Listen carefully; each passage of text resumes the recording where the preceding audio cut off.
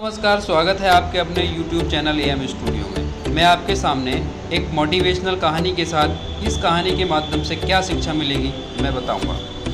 एक चिड़िया ने एक खेत में अपना घोंसला बनाकर उसमें अंडे दिए।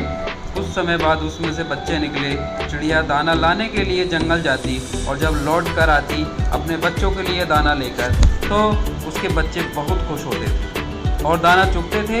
एक दिन बच्चे बहुत दुखी थे और उन्होंने अपनी माँ से कहा, आज खेत का मालिक आया था।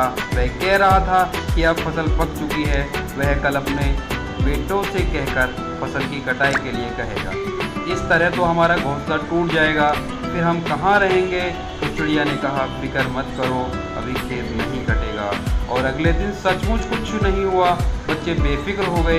एक हफ्ते के बाद चिड़िया को बच्चे फिर डरे हुए लगे और कहने लगे, किसान आज फिर आया था और कह रहा था कल नौकरों को कहकर फसल कटवाएगा। इस बार भी चिड़िया ने बच्चों से कहा, तुम चिंता मत करो, डरो मत, कुछ नहीं होगा। और सचमुच कुछ नहीं हुआ। एक हफ्ते के बाद बच्चों ने फिर चिड़िया को बताया कि किसान आया था और कह रहा था फसल कटाई में बहुत देर हो चुकी है और वह खुद आकर फसल को काटेगा। यह सुनकर चिड़िया बच्चों से बोली, अब खेत कल पक्का कट जाएगा। वह अपने बच्चों को लेकर तुरंत एक सुरक्षित स्थान पर चली। बच्चे बहुत हैरान थे और अपनी माँ से पूछने लगे कि तुम्हें कैसे पता कि इस बार खेत पक्का कटेगा।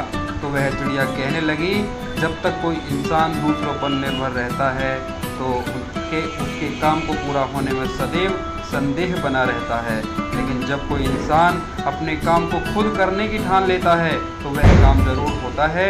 यह कहानी दोस्तों, इस कहानी से हमें यह शिक्षा मिलती है, यह कहानी हमें यह शिक्षा देती है कि जब तक हम दूसरों पर निर्भर रहते हैं, हमेशा दूसरों के भरोसे चलते रहते हैं, तब तक हमारे कोई भी काम ढंग से हो नहीं पाते।